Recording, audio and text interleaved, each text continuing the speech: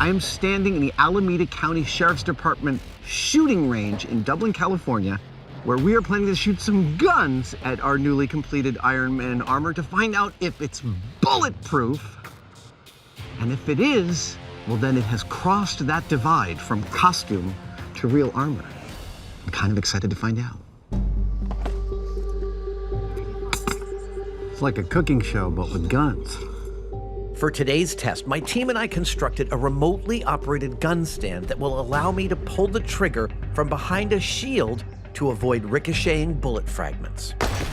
We'll be firing multiple calibers of bullets to test the armor's resistance to increasing impacts. A 22 caliber, a 9mm, and a 45 caliber. Think of them as small, medium, and large. Why are we shooting at a steel plate when we're trying to find out if our titanium armor is bulletproof? Well, it's because I also want a comparator. So we're gonna shoot our 3 calibers at steel plates as well as at the titanium so we can see how the titanium responds in comparison to the steel plate. Okay, here we go. Firing a 22 subsonic hollow point into steel in 3, 2, 1.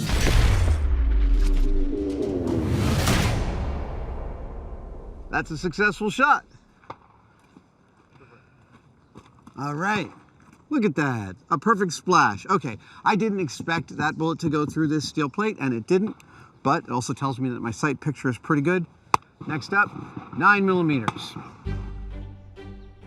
This is firing a 9mm hollow point into steel in 3, 2, 1. There we go. I can see that it hit. This is 9mm regular bullet in 3, 2, 1. Excellent. Hollow point, normal round. 45 caliber bullet in 3, 2, 1.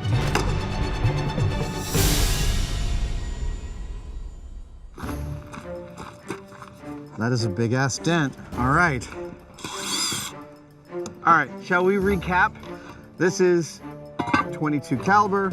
This is 9mm hollow point and ball round, and this is 45 caliber. The 22 caliber, I'm not that worried about that, but if I'm wearing steel armor and I get hit with a bullet like this, that's gonna hurt like hell. Now it's time to fire the same 3 calibers at our Iron Man armor and find out just how well the printed titanium resists the onslaught of these bullets. Awesome. I feel like that is in a good position. The impact of a bullet is determined by the projectile's mass and velocity. The bigger the bullet and the faster it travels, the greater the damage done to the target. We're hoping the bullets won't penetrate our titanium armor, but if they do, we want to be able to measure the damage. Cue the dummy. Right here, right there. Perfect. We found this company that makes ballistic gel dummies with bones and organs that have been calibrated to be the correct density of proper organs. And as you can see, this one is slightly used. All right, get the armor. We'll be firing all 3 of our different caliber bullets from handguns at a distance of 20 feet, close enough to inflict mortal damage to an unprotected human torso. Safety is off. Here we go, gonna shoot at some Iron Man armor. Oh.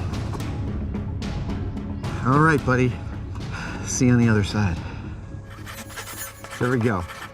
3D printed titanium Iron Man armor versus 22 caliber bullet in 3, 2, 1.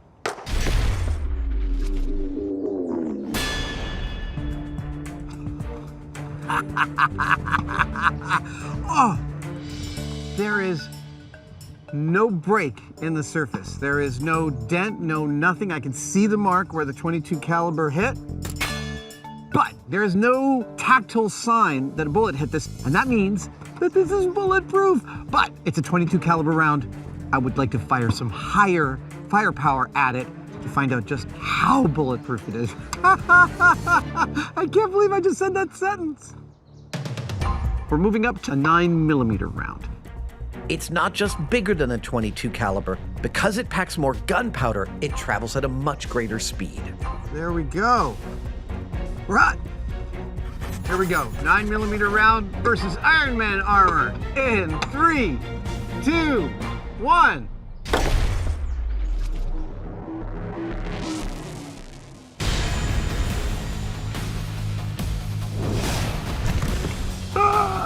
The cover for the light fell out, but let's go check out how we did. Oh, okay. Wow, I hit right next to the other shot. A tiny dent. I mean, I can feel it, but it's probably moved in less than 1 millimeter. That is impressive. And you can see the bullet hit here and sprayed this way, and the amount of force actually knocked the lens out of the chest. This sort of thing happens from time to time. A close examination of the armor post shooting at it is revealing this here, a little bit of shrapnel in the ballistics gel. And if I pull that out, I can confirm, yep, that's a piece of lead from the bullet.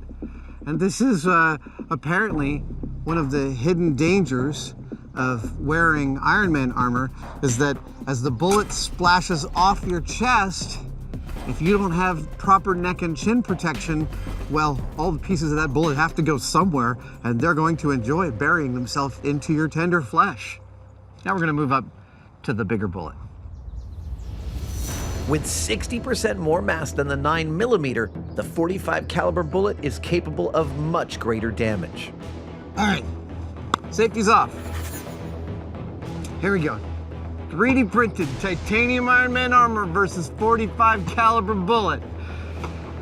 3, 2, 1.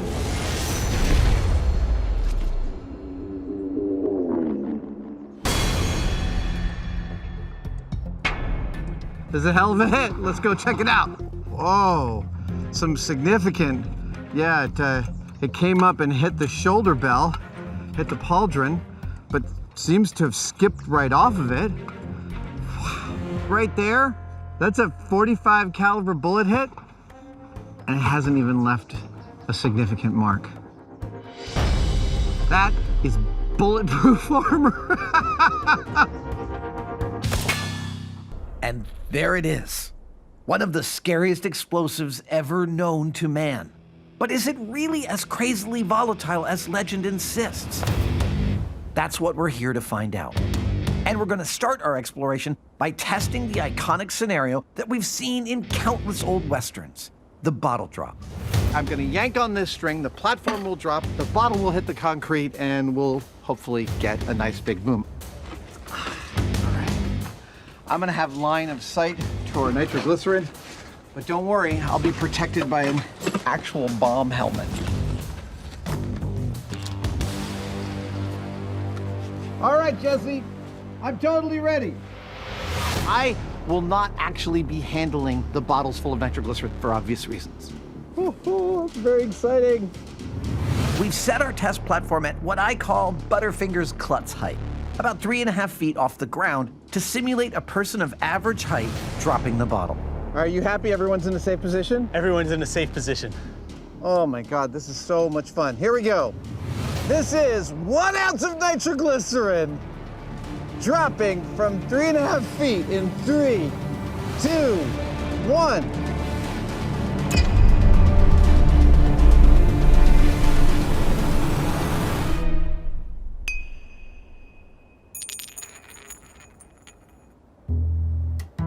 It didn't even break. The bottle didn't break. All right, what's the protocol? The bottle didn't break. We'll have to go check it out. Would you like me to do that? You've got the right helmet for it. So, we didn't get enough concussive force. And that's unexpected. Given what I've known from movies, I was expecting that thing to go boom like that. Clearly, we're gonna have to work a little bit harder. Nitroglycerin is an impact-sensitive explosive, meaning that it can detonate when it's subjected to an impact of enough force. This is called a shock load, the energy that is produced when an object rapidly decelerates, like when a fastball hits a catcher's mitt, or a hammer hits a nail, or when an object hits the ground. Clearly, the impact of hitting the asphalt didn't provide enough force to even break the bottle, let alone detonate the nitro it's time to raise the bar. More height equals more time for the bottle to accelerate, which equals more impact. I like it. Let's go with it. All right, Jesse, load it up. All right, sir. Everyone in their safe position? Everyone's safe. Okay, here we go. 1 ounce of nitroglycerin. I'm about 6.5 feet off the ground. Okay, here we go. In 3, 2, 1.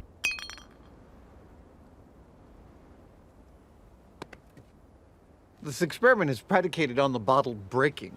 We're gonna drop this again from the same height, except instead of on the asphalt, we're gonna drop it on a big, heavy steel plate. Hopefully, the harder surface of the steel plate will give us the impact we need for detonation. Nitroglycerin onto a big steel plate. In 3, 2, 1.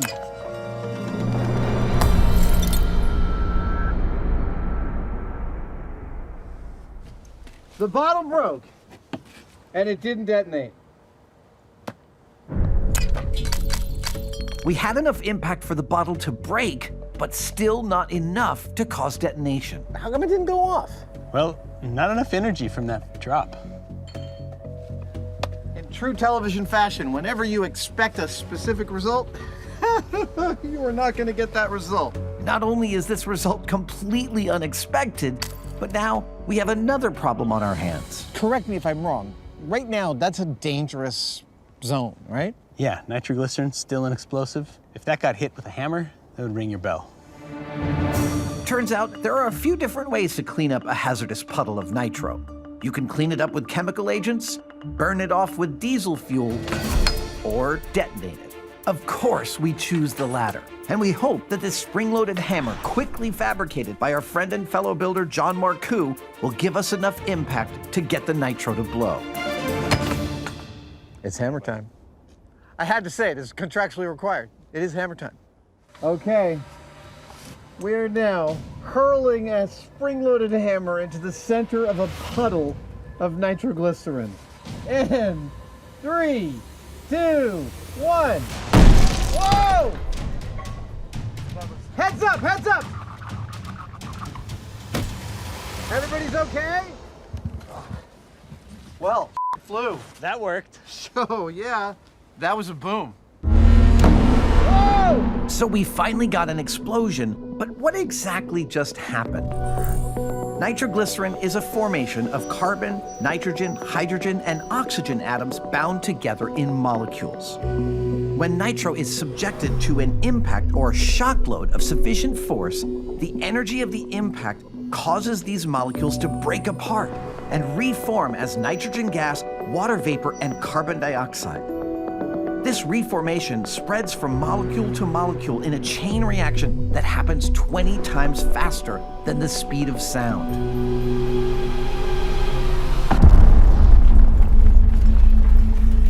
The initial volume of nitroglycerin increases by 1,200 times at 17,000 miles per hour, an expansion so fast it's an explosion. And frankly, it shocked the hell out of us. Oh, man.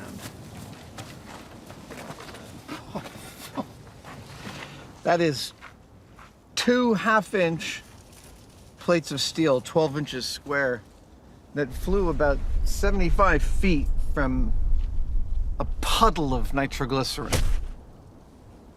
It would seem that its reputation is warranted. While the impact of our last drop was enough to break the bottle, the shock load clearly wasn't sufficient to detonate the nitro, in stark contrast to the reaction caused by the higher shock load created by our spring-loaded steel hammer hitting that steel plate. Our airplanes are outfitted with their laser tag arrangements. We have 15 sensors on each of these planes in 3 different categories. We have the categories of hit that would take the plane down, like an engine hit, in which case you'll see smoke, or a person hit, in which case you'd see red crepe paper simulating brains. And then there's the non-lethal hits, like wings and fuselage hits, because you could riddle one of these planes' wings with bullets and it wouldn't compromise its ability to stay in the air. Now it's time to take to the sky to see if we've accomplished our goal, the creation of an authentic World War I dogfight experience with simulated machine gun fire, smoke and special effects, and a laser tag system to track our hits. As his planes take to the skies, my friend and owner of the aircraft, Peter Jackson, arrives to take in the spectacle. He is literally the Lord of the Wings. Yeah, I said it.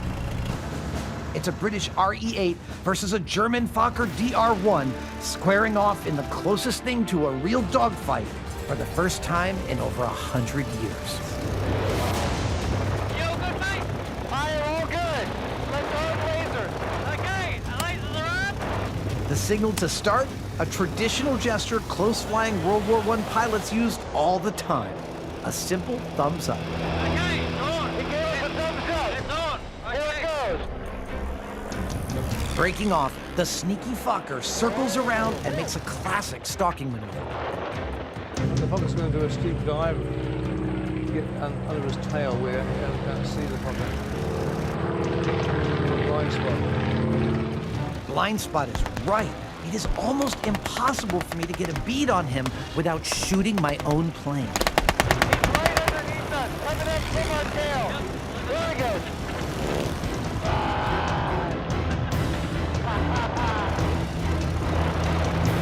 Finally,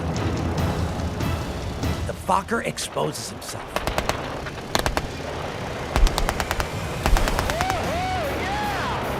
I score a non-lethal hit on one of the Fokker's wings, but I need to hit the engine or pilot sensors to get a kill shot.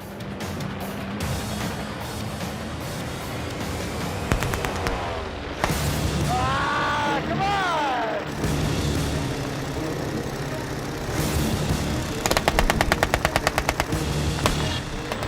The Fokker is right back on our tail, scoring non-lethal hits on our wings and fuselage. We're sitting ducks.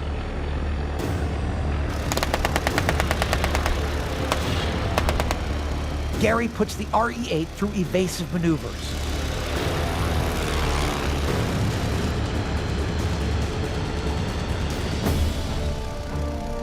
We've shaken the Fokker, but now we have no idea where he is. Can you see him? I can't, man.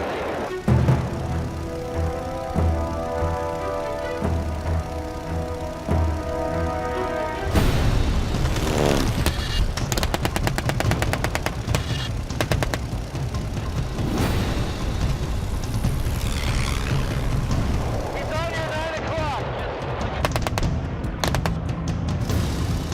The Fokker goes in for the kill.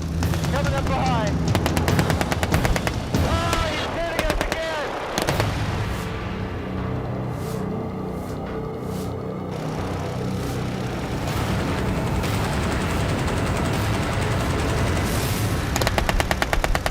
Human hit! Human hit! Human hit!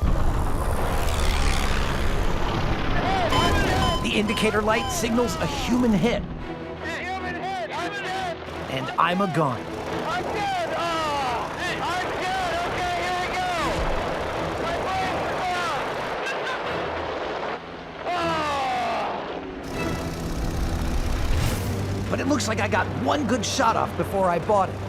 I think we got him! You got him? Yeah, he's smoking! It turns out I hit the Fokker's engine at the same time he took me out. Mutually assured destruction! Yeah! I might be dead, but he's dead too! Oh, he looks beautiful! All of our systems worked. With the simulated machine gun fire and the heightened sense of stakes added by the lethal hits, I feel like I was just in a World War I aerial dogfight. Yeah! And even better without the dying part.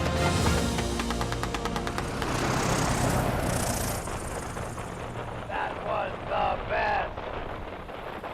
So basically, you shot the plane down, but you died in the process. Exactly. So Sacrifice myself. you sacrificed yourself, yep. It seemed like it was all over too quick. Can you guys load up and go again? Did he say go again? Since our first dogfight was basically a tie, we're going into battle again to settle the score.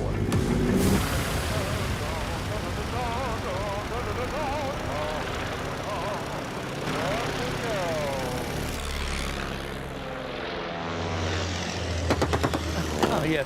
Lovely. Lovely. Right. Very good.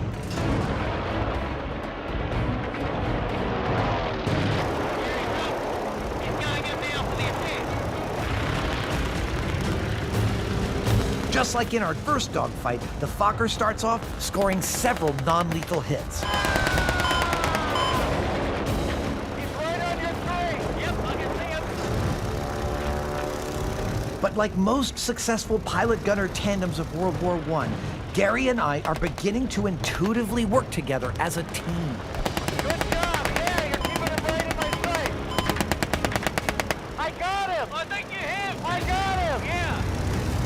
This time, I scored 2 lethal hits on the Fokker, triggering both the engine and pilot sensors, releasing the red blood trail streamers and the engine smoke. Gary and I have won the day.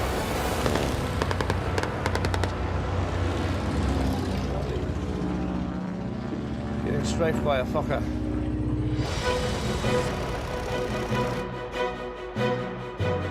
Well, that's pretty definitive.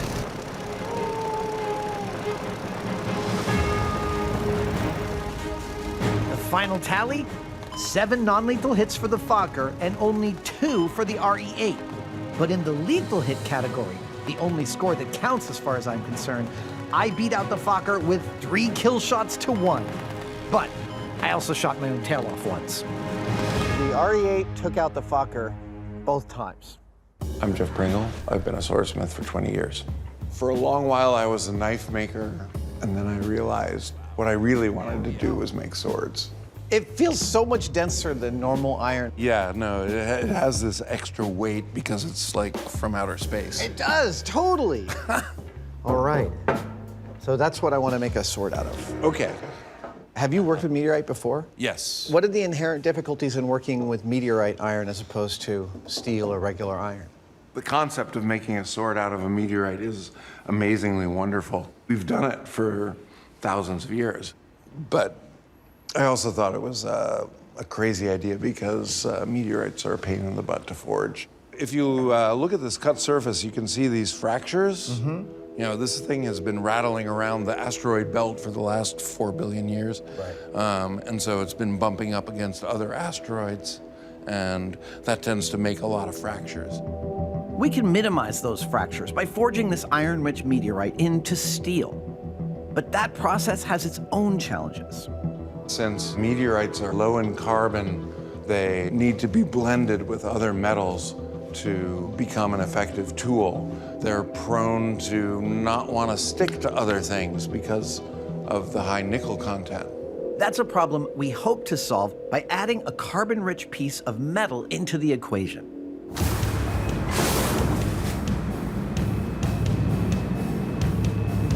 Fabulous. In order to make a tool out of this meteorite iron, we need some other kinds of steel involved in the process. And that's where this chunk of tool steel comes in.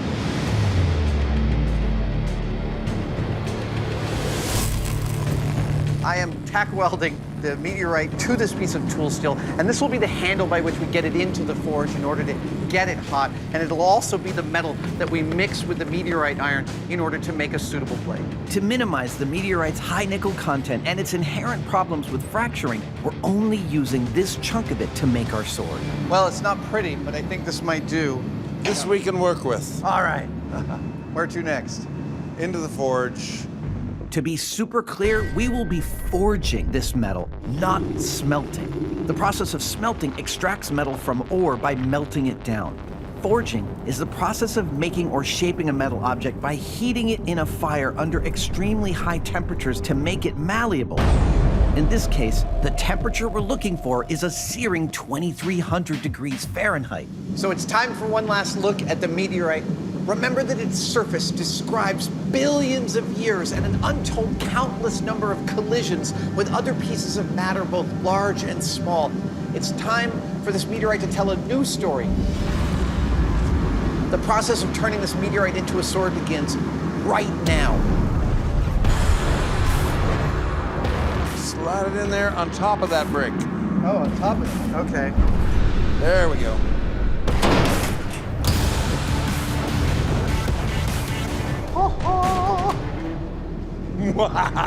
Step one will be to use a combination of heat and force to fuse our meteorite onto the piece of tool steel it's sitting on top of. This is easier said than done. We'll see how it goes. That's the wonderful thing about meteorites. You don't really know what you're going to get until you get it under the hammer. We've added the heat. Now comes the force.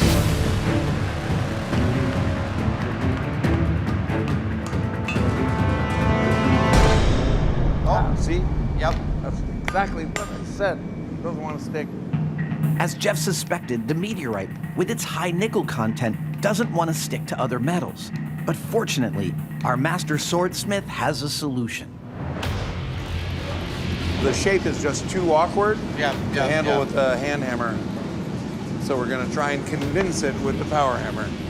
I call my biggest hammer the convincer. The power hammer is a brand new tool on me. I have known about them, but I have never used one.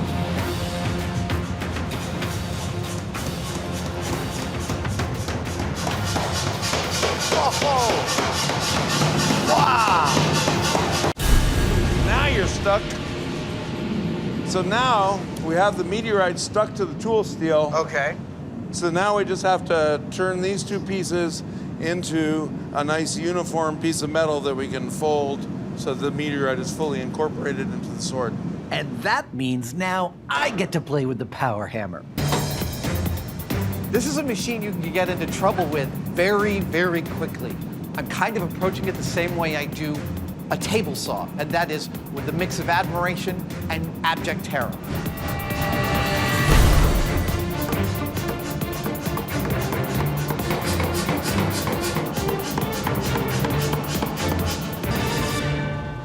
It's looking like a really nice flat bar now. It's radically different from the chunk we welded. Yeah.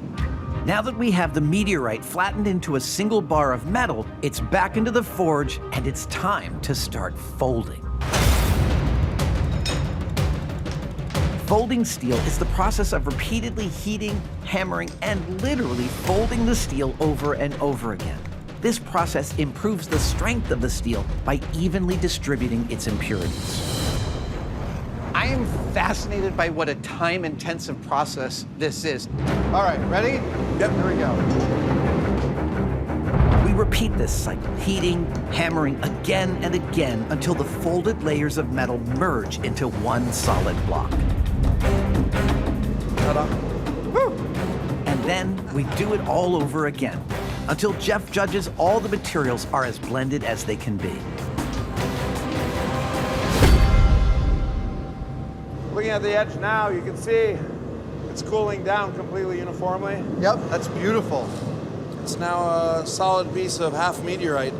This was exhausting, yet I'm keenly aware of how much easier modern tools and technology have made my work compared to the tools and methods of ancient sword makers.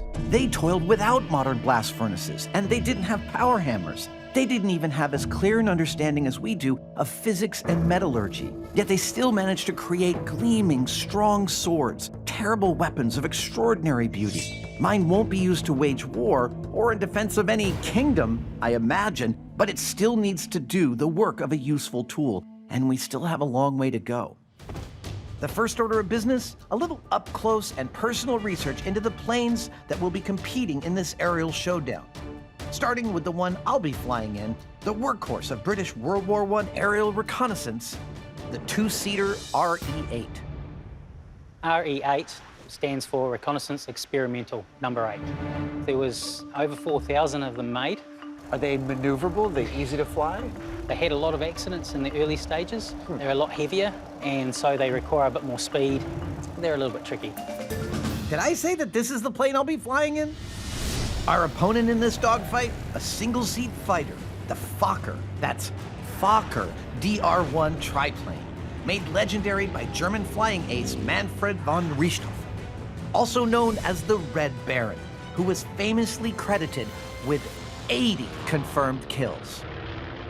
All right, Bevan, you're our opponent in this thing. Tell me about the differences between how the Fokker flies and our RE-8. So the RE-8, in comparison to this, is a complete barge. So it's a much bigger aeroplane, incredibly stable, inherently stable, whereas the Fokker triplane's inherently unstable. Really?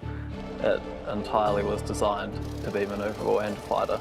The triplane was a way of designing an airplane to have the same wing area as a biplane, so the same amount of lift, but a smaller wingspan. So you can go into a turn quicker because you're moving less mass through the air. That's pretty much it.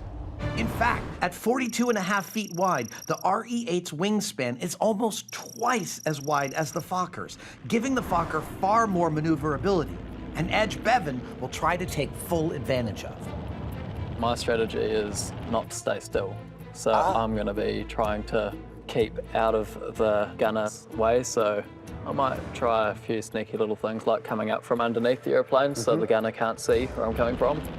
But while both planes were equipped with forward-shooting machine guns, the RE-8 does have a distinct advantage when it comes to firepower. The gunner back in the day was the person that was responsible for keeping the aircraft safe. That's going to be my spot, the gunner position. When we're flying this thing, it's going to be really noisy, and they didn't have comm systems. Basically, a gunner and his pilot would get to know each other very well, and how they communicate will determine how it goes when they get to battle. Oh, so if they just have good brains and they work well together, Yep. it can just be as much as tap-tap over there. Yes, and that kind of yeah. thing. So it really makes a difference. In many cases, the difference between life and death. Aerial combat in World War I was a surprisingly close quarters experience. Planes were literally fighting within a couple hundred feet of each other. The most likely chance of getting a kill is when the aircraft are very close together, sort of 300-400 meters, and sometimes closer than that. Tell me what the hard parts are about being the gunner observer. Like, Well, you're cruising along at about 75, 80 miles an hour, so you've got that to so you're contend with. exposed, Yep. and you've got to... And also the G-forces. As the aircraft maneuvers and pulls around, you'll be pulled into your seat a little bit, and you'll be pushed out too. So if we're in a dogfight, I'm enduring a lot more different yeah, forces. you'll be feeling everything. Yep. Before we go further, a note about the incredibly brave pilots who flew these planes in World War I. Airplane technology was in its literal infancy, and training was practically non-existent. By the end of the war in 1918, a pilot's average life expectancy while flying was literally a matter of hours. Sure, it's easy to look at a black and white picture of the big bad Red Baron, but he was only 25 when he was shot down and killed. He was a young man. The men in the air flew under extremely high risks and were experiencing G-forces humans had never been subjected to before. I'm going to get into the gunner observer position in the RE-8 and take to the air. And I'm going to be the one using the rear gun on the RE-8. All right. All right. Most important, not to shoot your own tail off. Oh, right. Yeah, that would be pretty easy to do. Yes. Did that happen a lot? Sometimes, yeah. It's pretty cool, isn't it? It's amazing! While I'm admiring the majesty of flight and adjusting to the forces buffeting me around, Oh, man. This position is a tremendous amount of work. This observer gunner would have not sat down for the entire flight. as the gunner, it's my primary job to keep our plane protected. But as the Fokker starts maneuvering, I quickly discover how difficult it is to keep the enemy in my sights. Come on. Oh, man. We are so dead. It's really hard to aim at your opponent when he doesn't want you to be able to. Fokker is flying and like weaving all around in the sky, and I'm trying to get a sight picture between my rear and front reticule. It is non-trivial, especially when he hid behind my tail. Oh, we are so dead.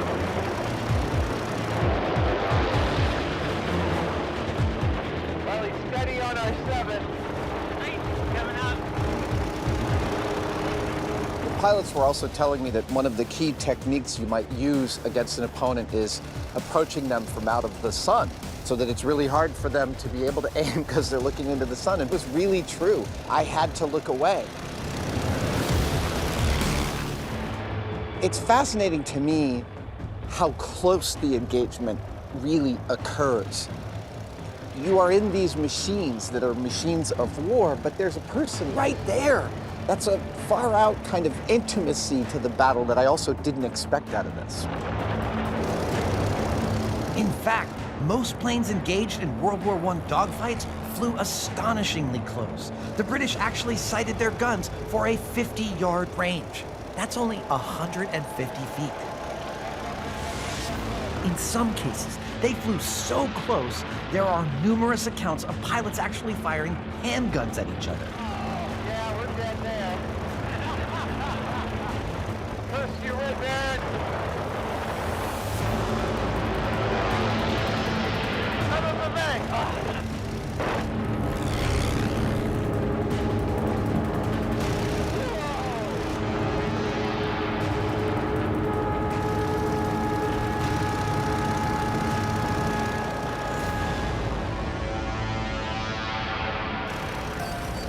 There is so much more strategy to this than I considered.